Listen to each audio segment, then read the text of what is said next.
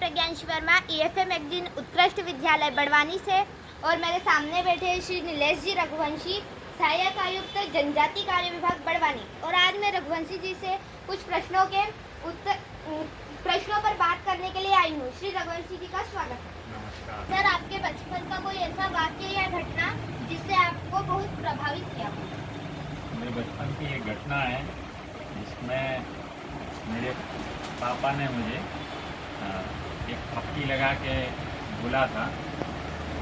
मैं एक्चुअली कक्षा 7वीं में उस समय पढ़ता था और वहाँ पर सोशल साइंस के पेपर में पहला प्रश्न था कि तक्षशिला कहाँ स्थित है, जिसे मैं गलत करे आया था।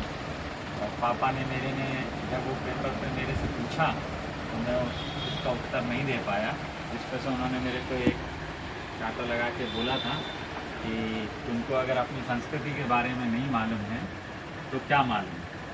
बाद में जब मैंने उनको बताया कि मेरे बाकी सारे प्रश्न सही थे तो उन्होंने मुझसे कहा कि चावल की हंडी में से एक ही चावल टटोल के देखा जाता है, पूरे चावल नहीं देखे जाते। तो तुम अपने जीवन में अगर इस तरीके से चलोगे कि कोई सा प्रश्न सही और कोई सा गलत करोगे तो ऐसा ही होगा। तब से फिर मैंने एक शिक्षा ली कि मुझे पूरे नहीं तो अधिकांश चीज़ें सही करनी है। और शिक्षा किस प्रकार एक दूसरे के पूरक हो सकती है? मेरा मानना ये है कि शिक्षा स्वयं में ज्ञान भी है और कला भी है, और इस कारण से कला और शिक्षा एक दूसरे के पूरक हैं।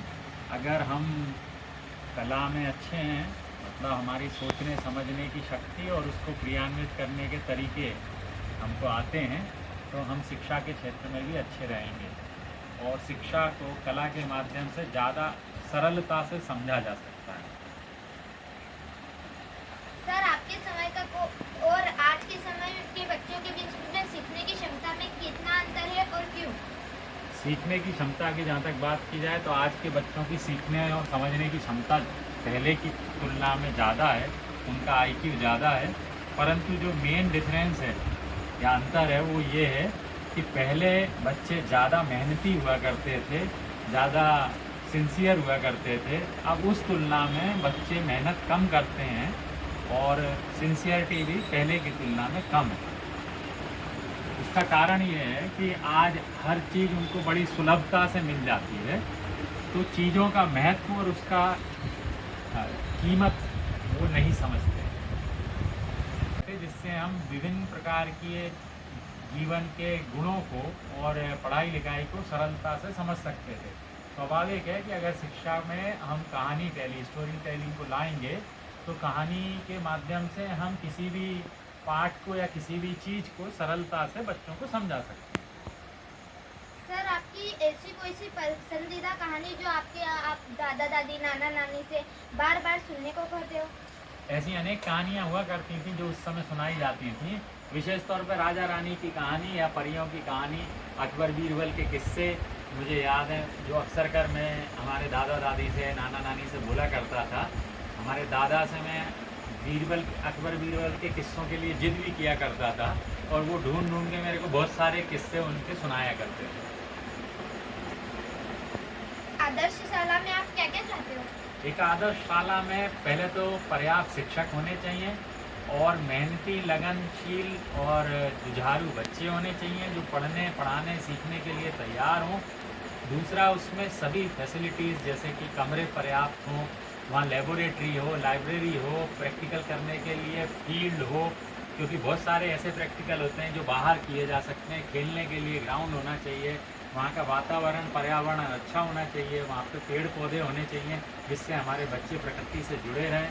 वहाँ की बिल्डिंग अच्छी होनी चाहिए जिससे कि बच्चों को किसी भी प्रकार से किसी निजी या प्राइवेट स्कूल की तुलना में अपने आप को कमज़ोर महसूस ना करें। वहाँ अच्छी लाइब्रेरी होनी चाहिए, वहाँ कंप्यूटर्स की व्यवस्था होनी चाहिए और एक व्यवस्थित माहौल होना चाहिए। अगर ये सब रहेंगे तो एक आदर्श शाला का निर्माण निश्चित तौर पर हो सकेगा।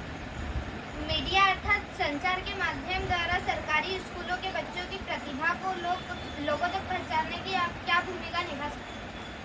आजकल मीडिया के माध्यम से सोशल ग्रुप्स बन गए हैं जिसमें व्हाट्सएप ग्रुप या इंस्टाग्राम ग्रुप या अन्य भी यूट्यूब पे चैनल्स हैं, इन चैनलों के माध्यम से भी सोशल मीडिया तक बच्चे और स्कूल की पहुंच हो सकती है। जहां तक मेरा प्रश्न है, तो अगर बच्चे कुछ अच्छा करते हैं, कोई भी किसी जगह पे वो उत्कृष्ट प्रदर्शन करता है, या हमारे शिक्षक कोई अच्छा कार्य करते हैं, कोई इनोवेशन करते हैं, तो मैं उसको ऐसे सोशल मीडिया पे जहां मैं जुड़ा हुआ हूं वहां भेजता हूं, जिससे कि हमारे बच्चों को और हमारे शिक्षकों को रिकॉग्निशन मिल सके। सर, अपने जीवन में आप किसे अपना आदर्श या रोल मॉडल मानते हैं? मैं अपने पिता को अपना आदर्श और उन्हीं को अपना रोल मॉडल मानता हूँ।